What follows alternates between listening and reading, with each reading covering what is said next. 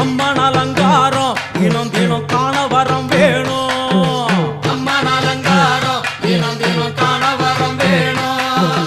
அம்மன் அலங்காரம் கண்டுவிட்டா நம்ம குறை தீரும். அம்மன் அலங்காரம் கண்டுவிட்டா நம்ம குறை தீரும். அம்மனுக்கு விரதம் ஆதி முதல் இன்று வரை வழக்கம். அம்மனுக்கு விரதம் ஆதி முதல் இன்று